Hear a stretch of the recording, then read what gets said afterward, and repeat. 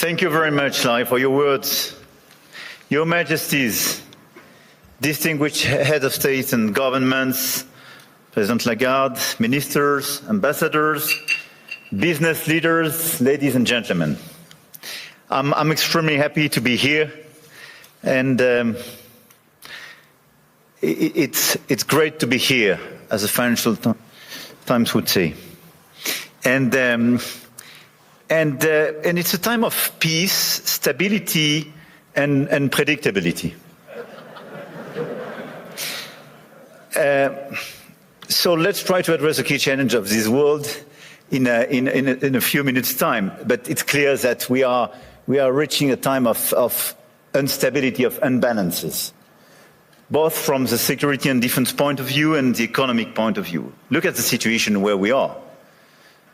I mean, a shift towards autocracy against democracy, more violence, more than 60 wars in 2024, an absolute record, even if I understood a few of them were fixed. And conflict has become normalized, hybrid, expanding into new domains, space, digital, information, cyber, trade, and so on. It's as well a shift towards a world without rules, where international law is trampled underfoot, and where the only law that seems to matter is that of the strongest, and imperial ambitions are resurfacing. Obviously, the Russian war of aggression against Ukraine, which will enter into its fourth year next month, and conflicts continue in the Middle East and across Africa. This is as well a shift towards a world without effective collective governance, and where multilateralism is weakened by powers that obstruct it or turn away from it, and rules are undermined. And I can multiply the examples of international bodies weakened or left by the key economies. And when we look at the situation, it's clearly a very concerning time, because we are killing the structure where we can fix the situation and the common challenges we have. Without collective governance, cooperation gives way to relentless competition. Competition from the United States of America through trade agreements that undermine our export interests, demand maximum concessions, and openly aim to weaken and subordinate Europe, combined with an endless accumulation of new tariffs that are fundamentally unacceptable, even more so when they are used as leverage against territorial sovereignty. And competition from China, where massive excess capacities or distortive practices threaten to overwhelm entire industrial and commercial sectors. Export control has become more dangerous new tools, destabilizing global trade and the international system. And the answer, in order to fix this issue, is more cooperation and building new approaches. And it's clearly building more economic sovereignty and strategic autonomy, especially for the Europeans, which is for me the core answer. In this context, I want to exclude two approaches. The first approach would be to passively accept the law of the strongest, leading to vassalization and bloc politics. I think accepting a sort of new colonial approach doesn't make sense. And all the head of state and government and business leaders, which would be too complacent with such an approach, will take a huge responsibility. The second will be to adopt a purely moral posture, limiting ourselves to commentary. That path would condemn us to marginalization and powerlessness. Faced with the brutalization of the world, France and Europe must defend an effective multilateralism because it serves our interests and those of all who refuse to submit to the rule of force. And for me, the two answers are, on one side, more sovereignty and more autonomy for the Europeans. On the other side, an efficient multilateralism to deliver results through cooperation. Obviously, France and Europe are attached to national sovereignty and independence, to the United Nations and to its Charter. And it's not an old-fashioned way to live multilateralism. It's just not to totally forget what we learned from the Second World War and remain committed to cooperation. And this is also because of those principles that we have decided to join the mutual exercise in Greenland without threatening anyone, but just supporting an ally and another European country, Denmark. Facing this order and this new situation, this year France holds the G7 presidency with a clear ambition to restore the G7 as a forum for frank dialogue among major economies and for collective and cooperative solutions. Trade wars, protectionist escalation, races towards overproduction will only produce losers. This is why addressing global economic imbalances is our key priority. And if we look at the situation, the current imbalances are due to some key phenomena, and we all have to deliver our own agenda. This includes American overconsumption, Chinese underconsumption and overinvestment, and European underinvestment and lack of competitiveness.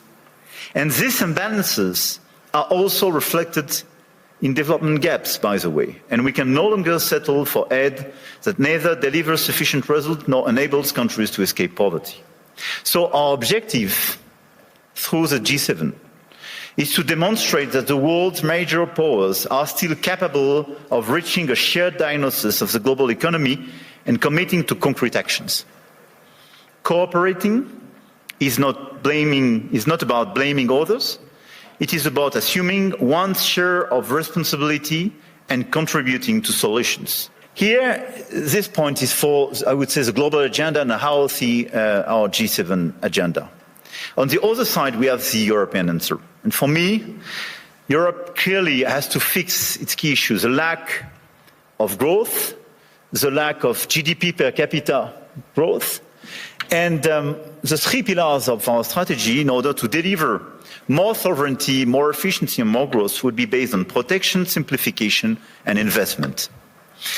Because the diagnosis is well known, European competitiveness still lags behind that of the US, and in the current global order, facing precisely the Chinese approach, we have to react. So first, protection. Protection doesn't mean protectionism.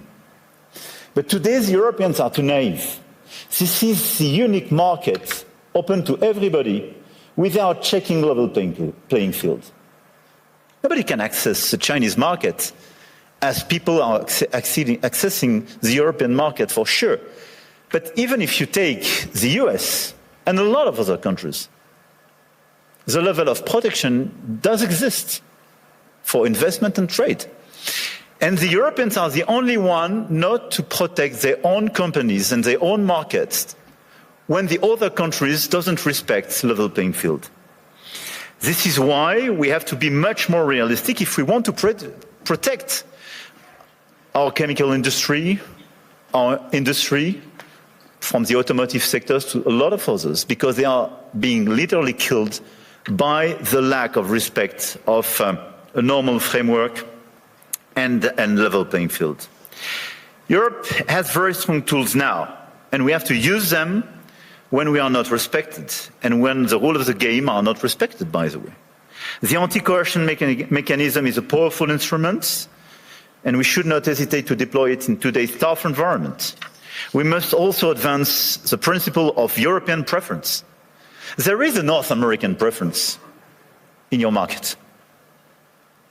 There is no European preference today. We are progressively creating it, and in the latest documents and decisions taken by the decisions, we do have the first examples of that, but this is extremely good.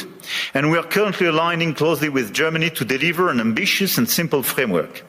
And this is a decisive project, and I count on the European Commission to present a proposal as well by early 2026 with the highest possible level of ambition in order to deliver, I would say, across the different sectors, the principle of European preference. This is a necessity. We must act on imports as well regarding this protection issue. And in the context of escalating trade tensions and Asian overcapacities, Europe must strengthen its trade defense instruments, including mirror measures to enforce regulatory standards, and we must improve the quality and added value of foreign direct investments, targeting projects with strong export potential. And this is core for the rebalancing with China. China is welcome, but what we need is more Chinese foreign direct investment in Europe, in some key sectors to contribute to our growth, to transfer some technologies, and not just to export towards Europe some devices or products which sometimes don't have the same standards or are much more subsidized as the one being produced in Europe. It's not being protectionist, it's just restoring this level playing field and protecting our industry. So from safeguard clauses to mirror clauses to European preferences and incentives for more FDIs, this strategy is absolutely key. And in parallel, protecting our economies will also require a resilient strategy on both import and export to de-risk supply chains, particularly for raw materials, rare earths, semiconductors, chips, and to diversify our trade partners. The second pillar of the European economy and the European strategy should be simplification. And when I speak about simplification, we started with CSRD, CSDDD, and we have to do much more on different sectors, and we did it during the past few weeks on automotive, and we have to do it on chemical, digital, AI, banking, and so on. And the core of this simplification is sometimes to get rid of some recent regulations when they desynchronize in a certain way the European Union in comparison with the rest of the world. But we have as well to accelerate the deepening of the single market. On all these sectors, the 450 million inhabitants and consumers market should be the domestic market of all the EU companies. It's not yet the case as long as you have complexities. In doing so, we must ensure respect technological neutrality and non-discrimination within the European Union. This is another pillar, another point of simplification. Neutral approach in terms of technology and non-discrimination. We discriminate during such a long time between the different sources of energies. It's counterproductive for the Europeans themselves. Companies have a role to play, and we must act, and you must act. And clearly, you must help identify and concretely help us to simplify where it is needed. But for me, this agenda of simplification is not a matter of discussion, but just implementation, speed and scale. The third pillar of the European strategy for more competitiveness and more autonomy is based on investment and innovation. We have to invest much more. If there is a GDP per capita so different between the US and Europe, 65% to 70% of the explanation is due to the difference in terms of innovation. And the US was much more innovative because of public and private investment. So in our budget for the months to come, because we will negotiate during the years, this year in Europe, we have to invest much more money in the critical sectors where the innovation will be made. AI, quantum, green tech, but as well defense and security. The size of our common budget is not the right one. We have to invest much more money in order to be much more credible and accelerate this innovation agenda. But at the same time, if you look at the situation, we don't have sufficient private investment. And this is one of the main differences. We do have the savings as the Europeans, much more than the US, by the way. But this saving is overinvested in bonds and sometimes in equities, but outside Europe. So this is why the top priority should be securitization program. It is prepared, we have to accelerate the implementation. And second, capital market union. Precisely in order to have more integration and simplification, but to have an efficient capital market Union in order to invest much more money and use our savings to be invested on innovation and equity in Europe. This agenda for me is our top priority, both the global and the European one. And it is to be implemented in the months to come, because everything is about acceleration. And France is committed to deliver this agenda. We work very closely with our key partner. And at the same time, our objective for France is to stabilize our results and our macro approach, and to remain the highly attractive country we are. We've been the most attractive country of Europe during the past 6 years, and to consolidate our deep structural reforms and our key advantage. And on top of the business framework we have, I want here to insist on the fact that we have a competitive, stable, low-carbon electricity supply. We exported last year 90 terawatt-hours of electricity, and a low-carbon one, based on our nuclear model. We have world-class innovation and research capabilities, and we will improve them. And we have one of the most vivid and active ecosystem in AI, quantum computing, energy transition, etc., and a lot of the startups and unicorns and large caps of these sectors are with me in my delegation today. And on top of that, let me insist, and I will stop here, on the fact that we have a high-quality infrastructure and large market with strong purchasing power. And we have a place where rule of law and predictability is still the rule of the game. And my guess is that it is largely underpriced by the market.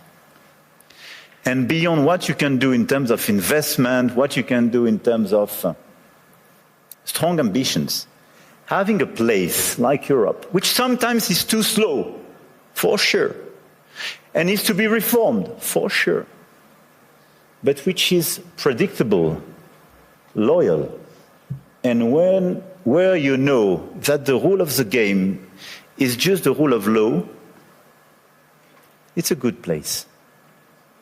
And I think this is a good place for today and for tomorrow. So we will be committed during 2026 to try to deliver this global agenda in order to fix global imbalances through more cooperation.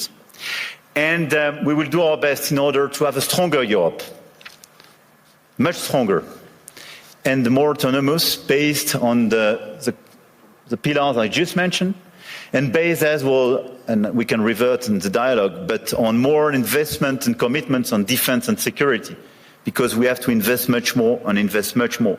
Because we do believe, and here in the epicenter of this continent, we do believe that we need more growth, we need more stability in this world. But we do prefer respect to bullies, we do prefer science to plotism, and we do prefer rule of law to brutality. You're welcome in Europe, and you are more than welcome to France. Join our global community of English learners, absolutely free. Download video transcripts, listen offline, start our beginner course, and join live classes with certified teachers. Access over 1,000 resources to improve your English faster. Everything's in one place, community.englishspeeches.ca.